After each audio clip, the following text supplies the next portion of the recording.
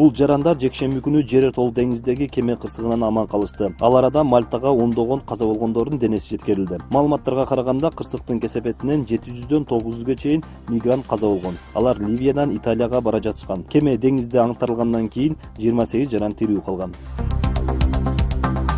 АКШнын вице-президенти Джо Байден Украинанын өлкө башчысы Петр Порошенко менен телефон аркылуу Украинанын чыгышындагы кризис тууралуу сүйлөштү. Анда Байден Украинага кошумча 17,7 миллион долларлык гуманитардык жардам сунуштады. Гуманитардык жардам куралдуу аракеттер жүрүп жаткан аймактагы жашоочуларга көзделгөн.